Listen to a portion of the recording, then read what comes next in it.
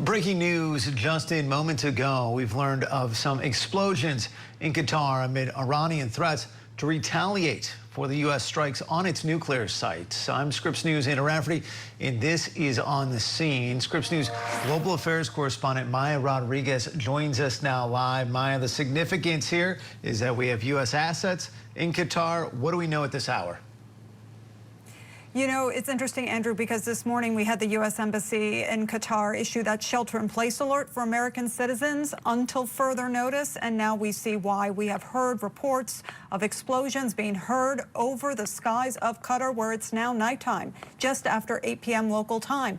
Earlier today, Qatar closed its airspace because of a potential Iranian retaliation on those American military assets in the region, like the ones that you just mentioned, Andrew.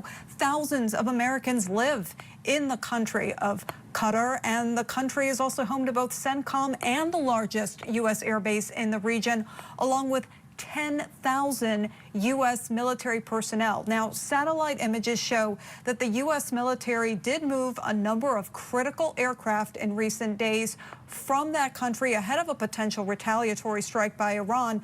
But this has been a major concern about American military in the Middle East after these strikes that the U.S. carried out on Iran. There are more than 40,000 military personnel from the U.S. posted throughout major bases, on ships, in military outposts all throughout the Middle East. And our Scripps News coverage has noted previously that Iranian-backed proxies have attacked U.S. military personnel in the past using either ballistic missiles, which may be what we're seeing tonight, as well as weaponized drones.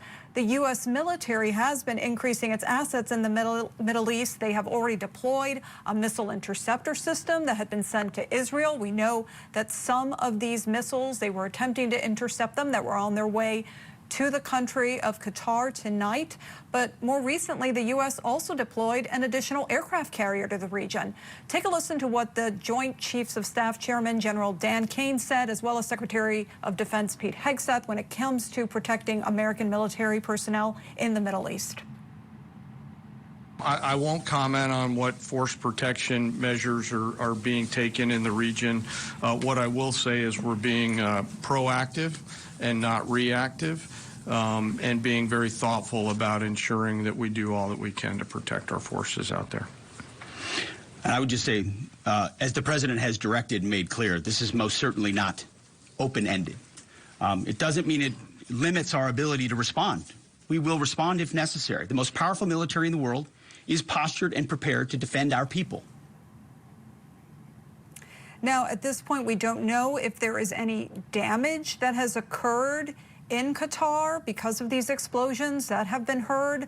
But in the meantime, over the weekend, the U.S. had sent out 2 warnings to Americans, both here at home and overseas. First, we had Homeland Security Secretary Kristi Noem issuing a national terrorism bulletin, warning that the U.S. was at a heightened risk now of an attack by Iran, either through outright violence or cyber attacks. And the second warning came from the State Department, which had issued this worldwide caution security alert, basically warning Americans who are living or traveling overseas to be very cautious as they make their way through the world. Andrew?